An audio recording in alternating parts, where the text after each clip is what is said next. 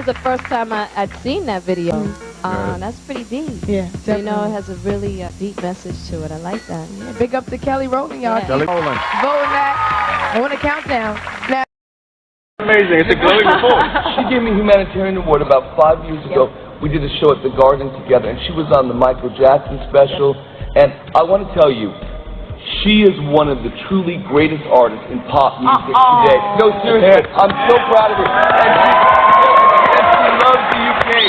She's moving here. Yeah. She's moving here. And Beyonce's going to have to get on a plane to come and see her, and so is Michelle. When the first time I ever did like a red carpet event, right, I felt really out of place. 'Cause that's not something that I do. And like this rapper, like on the carpet, she made me feel like I didn't really belong there, and she made me feel like why do I come? This is why I don't come to these things, like, cause she looked at me like if I'm crazy, like this bitch. You're not like saying that. You're not saying her like name beneath on purpose. her. Yeah, I'm not, cause I don't. That's not me. But then when I went upstairs, I'm in the elevator, and like Kelly Rowland was like, "Is that Cardi?" And I was like, "Oh my god!" Like he knows me, and I was just so flabbergasted. Yeah, it was all worth it. So basically, fuck the rapper lady and big up to Kelly Rowland. Yes, and it's like it comes to your question. Like I cannot believe that people in that type of caliber, like they know me, they like me. Like, oh my god, you guys like me. First of all, my goal in life in 2018 is to look and dress as cool as she looks right now. I was backstage going, oh, I'm like the other Kelly. I was like, we could come out with a movie from Kelly to Kelly. It could be just as good as the first one. So an Oscar. This is awkward. I'm just gonna do this. Okay. Yeah, that's heavy. That's heavy. It's heavy, girl. I mean, you're probably strong, whatever. I don't know. And say, I grew up listening to this chick, and she is a badass, and I would love to sing with her. I would love, very honored. I'm so excited that she got to introduce me. I'm a huge fan, and I don't care that she knows my name. I don't care how many times I see her. I don't care. There is never going to be a time when I am not starstruck in the presence of the Kelly Rowland.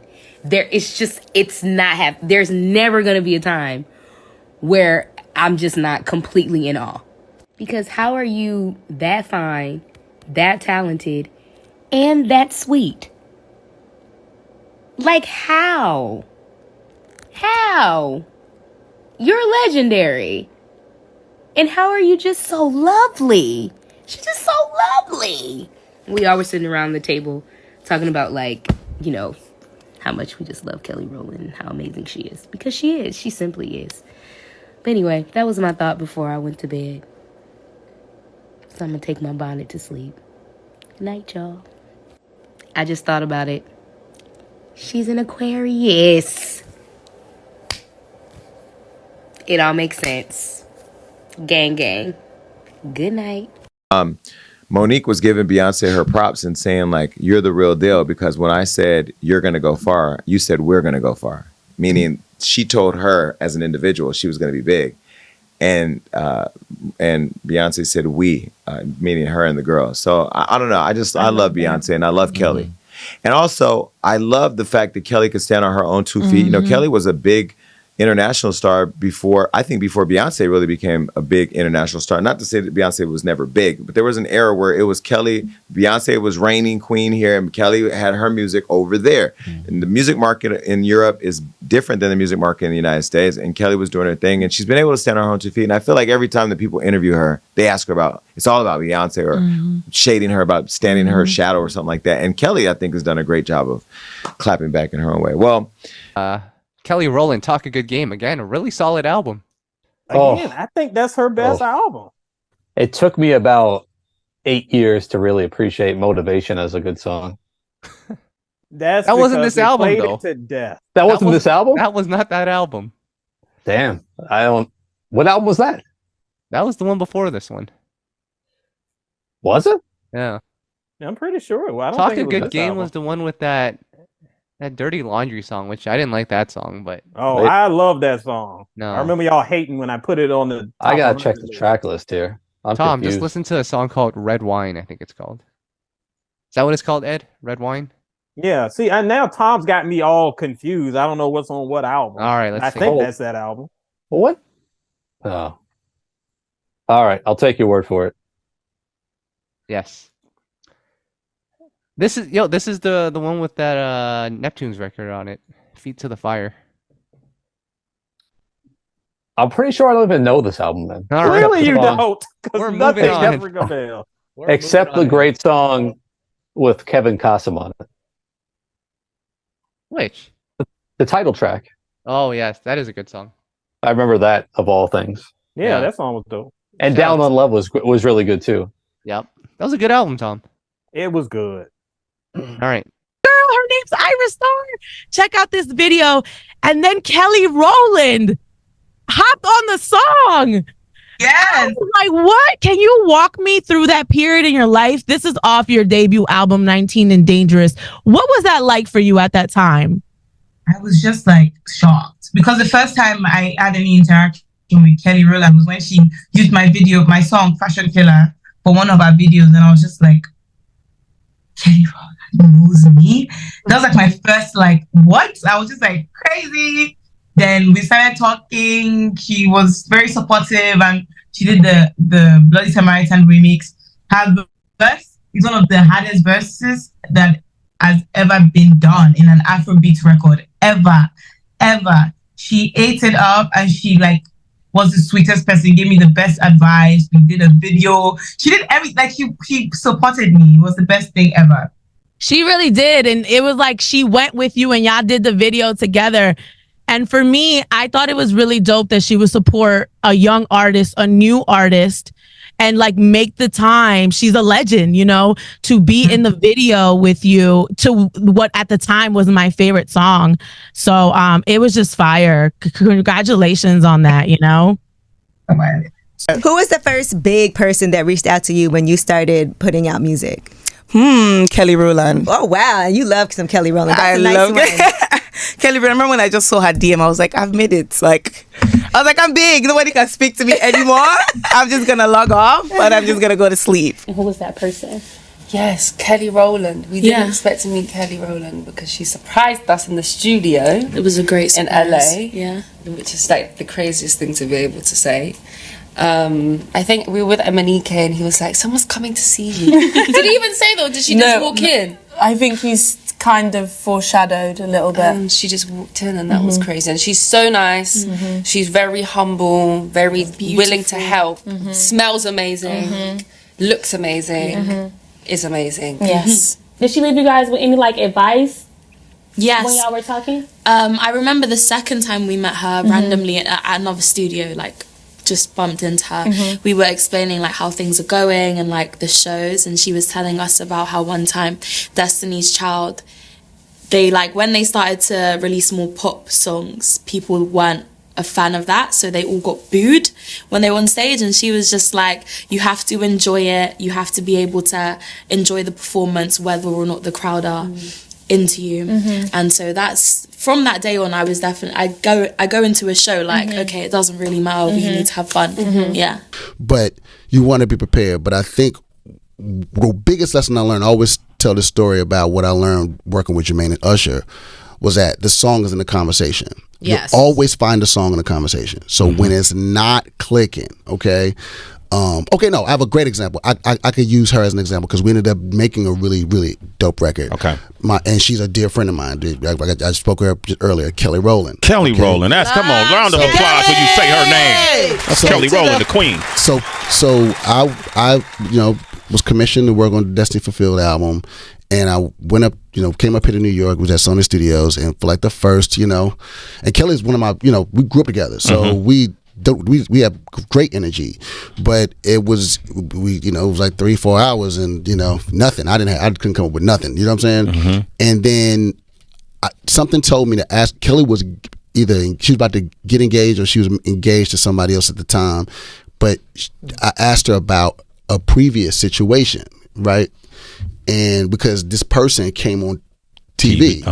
It was really random too. He was in the studio, right? Yeah, the TV's on, and we're talking, And this person, he's not even an artist. He's like a manager or the executive or something like that. But he was in the car with the artist, and you know what I'm saying. It was, and he came on the screen. Her whole energy changed, and I was like, "What was that about?" You know. And then we started talking about it. You know what I mean? And we talked for like 2 hours, and I was like, "Oh, okay. You know what? I have a track that I made last week. I'm gonna play you the track." And I played her the track, and she was like, "I love this track." I was like, "All right, give me an hour." And I ended up writing this song, "Bad Habit," based on us. Based on that moment. Okay. You know what I'm saying? So there's a moment, I mean, it ended up working out for us. But like I said, the first couple hours, I was just sitting like, you know, looking at the keyboard like, man. That's all, yeah. You know what I'm saying? That's a tough feeling though. And you got this artist. Yeah, I mean, humongous artist. Yeah, like Kelly, and she looking at me like, you know. You Bryan-Michael Cox. Yeah. Do that thing. Let's go. Do the thing you do. Do that thing, you know. Yeah. And we ended up making a song that was just revered, you know, amongst Destiny Child's fans is like really one of their good songs, one of their great songs. So yeah, Bryan-Michael Cox. We got to go down the line, man. Friend group, same age group, but I'm like, I have to. That's where I learned the biggest lesson. When I would hear these records, I'm like, I'm not ready yet, and I would say to myself like, you're not ready, right? So what happened was I had a crazy breakthrough, right? One day, Beyonce calls me, or one of the girls, either Beyonce or Toya, one of them called me like, hey, we told Matthew about the song. I would pester them like, yo, hey, come in the room, practice room. I got a song, another song. I'm playing songs for them because I was one of the only people that really knew that their deal was done. Yeah, it was like a rumor. They still going to school. They were still going to school, but I was like one of the only people that knew that the deal was actually finished, right? And they let me know that, so I would always hound them like, I got another song, you know. And then one day I got a call. I was like, hey, we want to come do that song, whatever song you were singing, that we would come do that song. And I was like, okay. So I'm calling Greg and calling T and like, hey, they want to come do songs, you know, whatever. So they came and we did 2 songs together. We did a song called Sweetie Pie and we did a song called Hey DJ, right? And I think Greg actually has the song still. I believe he still has them. Because if he does, I'm pretty sure he does. Because Greg is good with keeping shit. I'm pretty sure he does. So we made the songs. And I will never forget this because this was the day that I knew. I was like, okay, I'm fuck being in a group, fuck being, you know what I'm saying? Like, that's not what I want to do. This is what I want to do. Writer and producer. I remember it vividly. It was like, okay, you know, when you have a space where you're like, okay, I'm in a group and we're trying to figure it out, but I want to write for this person. But it was like when I had this session, it was like, yeah, nah, this is it. Like I don't want to be a performer. I don't want to do nothing. What was it about the session? Was it the way that the music turned out? Was it? It was the way it turned out, but also the way that they were like, they should threw something out at them the way they was giving it back. They're professionals. I never experienced that. It was Beyonce and Kelly in the studio, and I never experienced giving like giving somebody something, like a line or giving them something, and they give it back to me in a way it was like, oh, that shit was perfect. You know what I mean? Like it was like I never produced, like, you know, you're producing, we in a group and you're producing yourselves, and you know, you don't really, you know, I thought I knew what I was doing, you know what I mean, but you know, we just trying shit, you know what I mean, to give instruction and to hear it back the way that it was coming back to me, you know what I mean, and I'm like, everything they was doing, I'm like, wait a second. And was ill, as I would tell people all the time, like, these girls were way advanced, like they were so advanced. It was just, I had never experienced anything like that. Like I was like, okay, all right. First of all, these girls are going to be superstars. That was the first thing. Second thing, I was like, this is exactly what I want to do. Because if I'm able to throw something out at somebody and then give it back to me the way that these people are giving it back to me, then I don't need to be singing, because I'm not doing they got it. You know what I mean? It was kind of like, it's not like Beyonce and Kelly got it. Like, I didn't. We had a session. Wow. And Kelly and Beyonce came to the session, and Miss Tina bought us Burger King and all kinds of shit. It was crazy. And I always tell people I credit that session.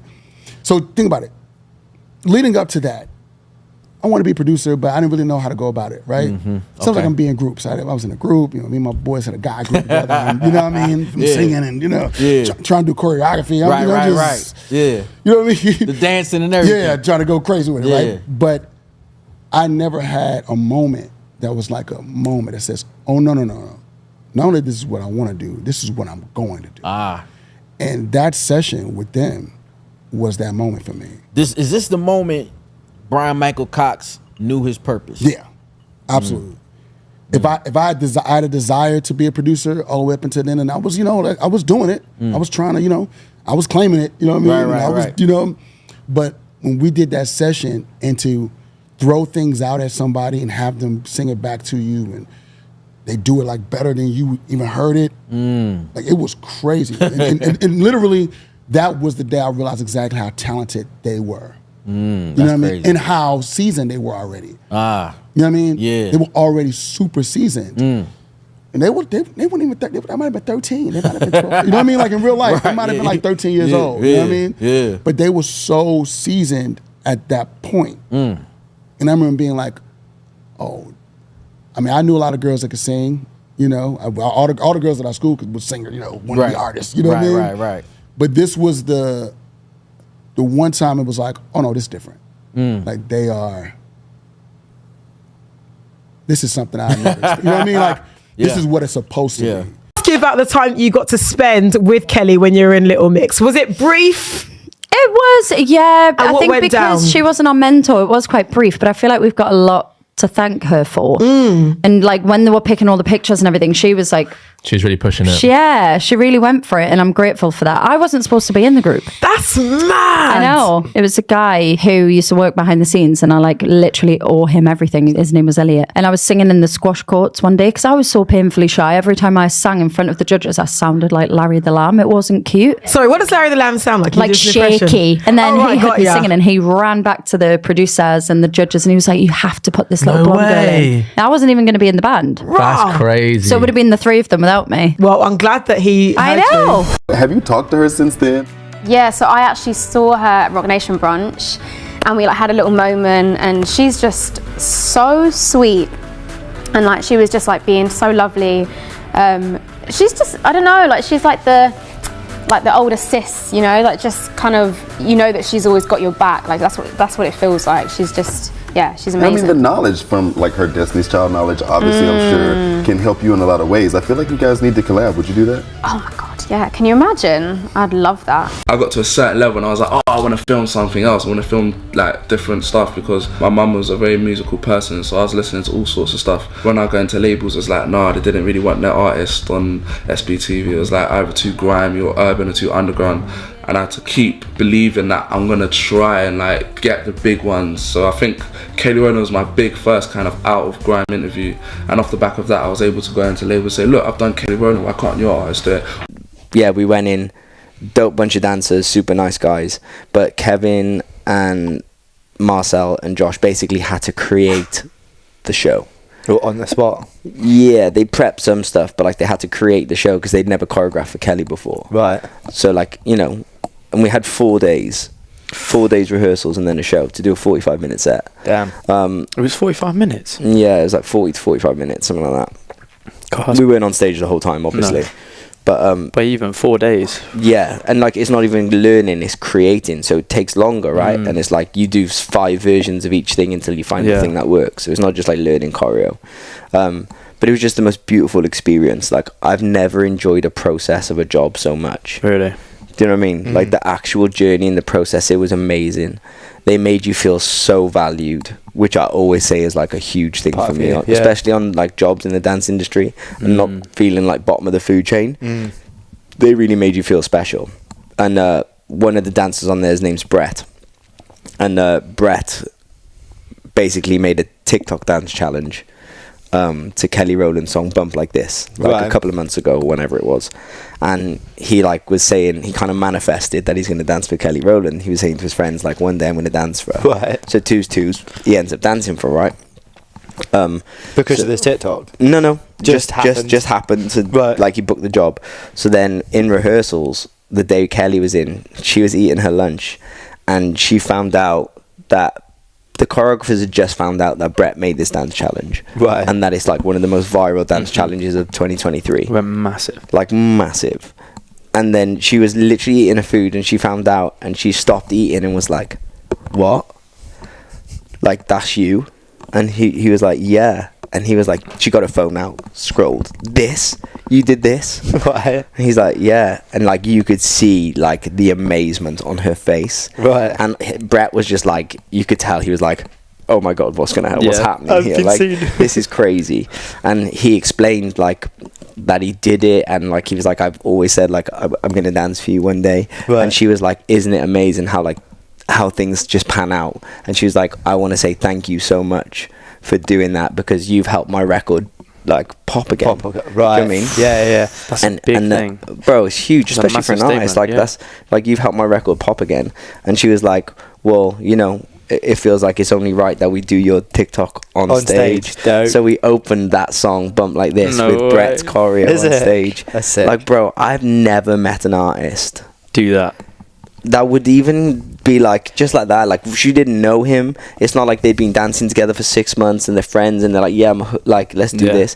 They just met that day, and she just scrolled. They'd met that day, and she was like, yo, let's put your choreo at the beginning. I was thinking about this the other day, actually. It's like, we kind of put celebrities on this pedestal, but they are just us. Yeah, 100%. And actually, like, someone seeing a challenge to your music, because, you know, she puts her heart and soul into that, it's probably still really touching. Yeah. Do you know what I mean? To have someone, like, rock out to your song. Yeah. Especially if they're genuine. Like, I feel like creatives, they all share the same mindset. Some do, but some are so controlling that they would never allow that to happen. Or haven't even written the track themselves. It has to be, but some creatives want it to be all about some creatives want it to be all about them. Yeah. Do you know what I mean? They're not willing to share the glory. But I feel like she knows herself, like, bro, she's done. And she's an OG. It's not like she's like a year into a career. Do you know what I mean? She's 25 years deep.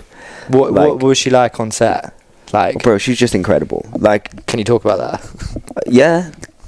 Probably my favorite artist I've ever worked for. Right, dope. Like, that's crazy. Her and Nicole, like Nicole's dope as well. Scherzinger, like, they're quite similar in like they're so professional and they're so just like on their shit. Like, she came in on the day, the last day of rehearsals, and learned everything. What, one day? Yeah. Obviously, she knows the words to her songs, but like, but like, she learned her show that day. Really? Yeah, man, and just so calm, like.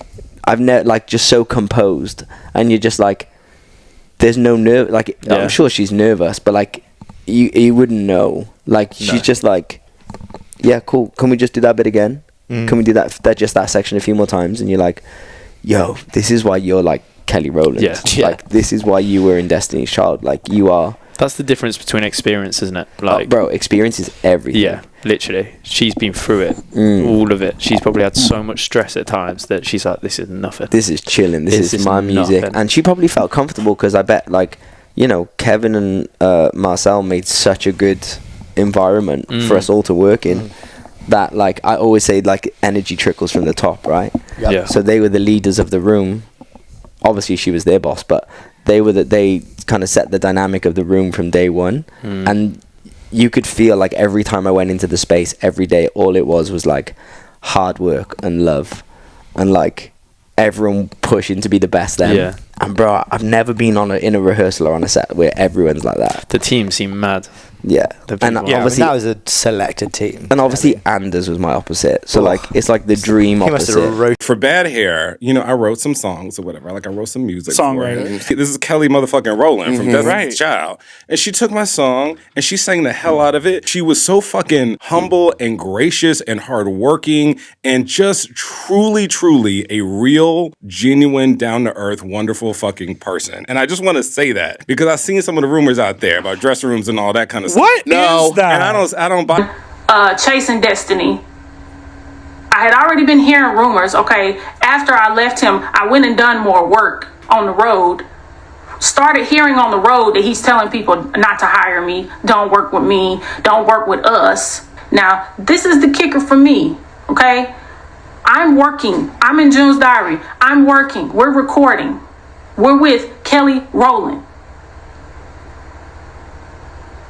Kelly Rowland, one of the top queens in this music business. One of the sweetest people you could ever meet. Love her, look up to her. This woman was coming and pulling me out of sessions to you have conversations with me about what's going on with you and Tyrese? What's this situation? The word is keep. We're still in the songwriting. Come on, you got this. Keep? Mm-hmm. Oh, shit. Keep? When I tell you I love this song so much, and I did not know you wrote it until I read this card today. Well, shit, apparently I don't know I wrote it. What is it? Keep? Let me give you a hint, okay? The hint is coffee. Oh. Keep coffee? Another hint. Okay. I'm not very... A child of destiny. It was a Kelly record. Yes. But I still don't remember the song. Girl. Keep. They say true love. They say true love is enough forever. Then I'll stay here in your arms forever. Yeah. Not a thing in this world I won't give up. Can't live in this world if I'm not next to you. Yeah. That little old girl that I don't need nothing. They say I got it all, but they don't know that all is you. Yeah. Is you. So don't give your love away. Oh. I think that was it. Oh. Yes. And I won't give my love away. Oh.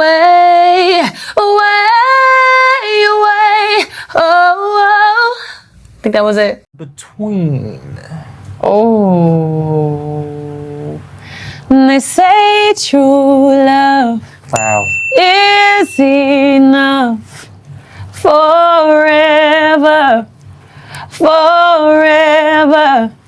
Then I'll stay here in your arms forever.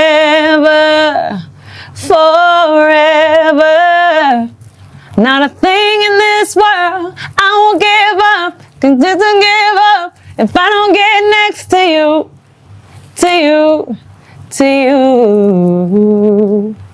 Just a plain old girl that don't mean nothing. They say I got it all, but they don't know that all is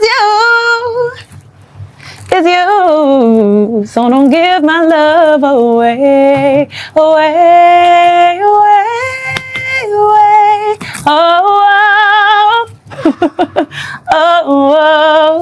Then I won't give my love away.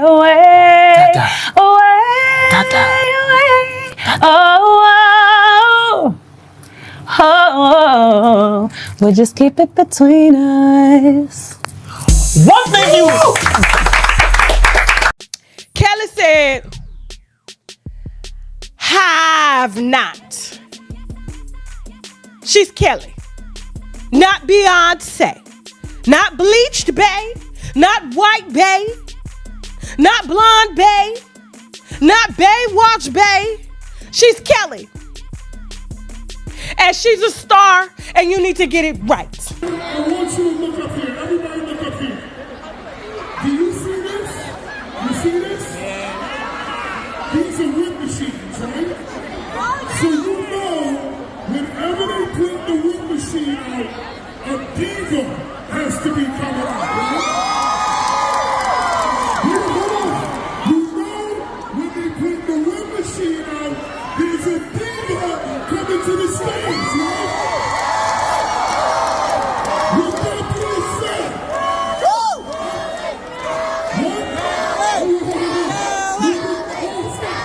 you think it's coming? You think it's coming over? So now we're singing Kelly.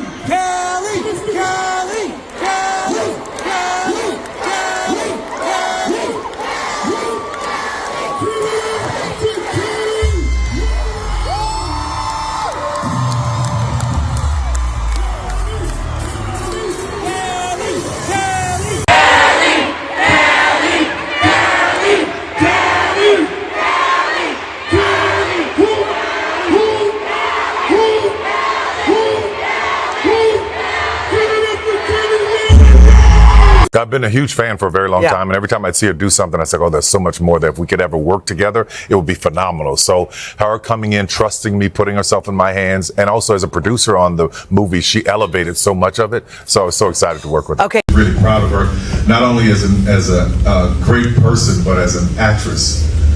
I'm gonna just step aside. What a great singer, what a great career she had in the music industry. I think this is going to be a rebirth for her in this form, in acting, because she kills it. Yeah. She kills it. I'm supposed to say she fucking kills it, but y'all got your phone. You know, everyone's always like, performing is the best. I was talking with Kelly Rowland about it at a monster truck event. I'm like, what are your tips? She's like, girl, just have fun. Enjoy it. Lap it up. These are the best crowds. And I just looked at her, who I think is one of the best performers and obviously has the most experience. And I was like, okay, I'm going to really take that to heart and just take a breath, take the pressure off of myself, because people are just there to have fun. And I want to have fun. I want it to be fun and not be so like critical of myself either. Well, yeah, you don't want to be a joke. I mean, this is your like life dream. Right. We've talked about the ups and downs, but knowing that people see your guys' relationship and family like that, that's a lot of pressure. But how cool is that you guys have been able to provide that glimpse of hope for men and women? I love that. And actually, Kelly Rowland said that to me too. And she was like, you know, I just really appreciate your marriage and what an incredible role model of a family you guys have for the country. And I almost started crying. I was like, you were just hitting me left and right with just she is one of the angel. But late noughties.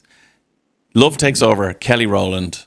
Like, do you have good memories of that? Because that song today still sounds just as good as it did in 2008, 2009. It's actually a very important record in my career because I had hits before, but I was only working with Chris Willis that was not like a famous artist. Sure. And the first artist that trusted me, that was like a famous A-star artist. Yeah. With Kelly Rowland. So I'm like grateful forever.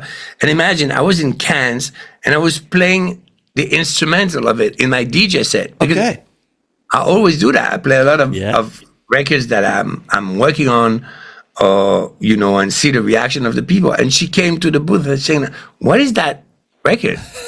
I said, "Well, it's just a beat I made, and can I write on it?" I'm like, "Yeah, of course. I mean, that would be fantastic." Kelly Rowland. Kelly is so proud to see what she's doing in TV. But Kelly still has this huge following. Kelly kind of didn't follow the plan 100% because Kelly earmarked to be the it girl for international, for in Europe, Australia. The good thing is she got off script, but when it comes down to TV, she's getting a lot of work in London and Australia. Yes. And I had wanted Kelly to be pop and international, but some people got in her ear and convinced her different. But thankfully, it's working to a benefit what she built. Because Kelly, platinum artist, repeatedly in Australia, multi-platinum, and the UK and other parts of Europe. Commander is Kelly's best song to me.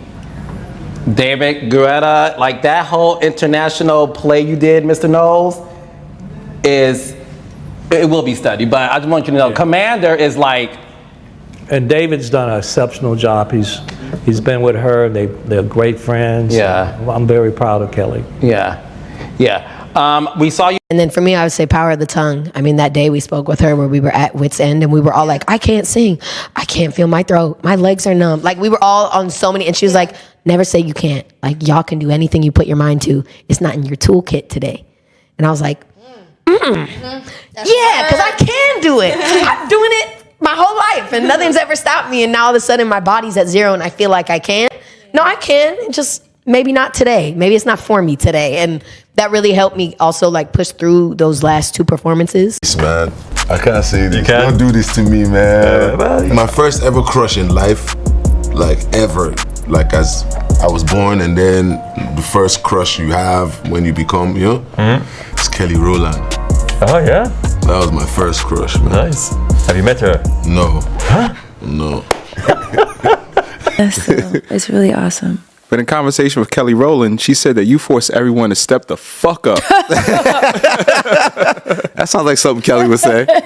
She has been, oh my gosh, she's been such a amazing role model and sister figure. And it's really crazy to even be having conversations with her because she's someone that I looked up to. Buying albums here in SAC, or when I was in a girl group, early on in my career, like we just were singing Destiny's Child covers and like, looking up to them. So just have her pour into me and have conversations about how great my heart is, or like how just any compliments that she gives feels like a real privilege and dream come true to just hear that from an idol, So it's really awesome.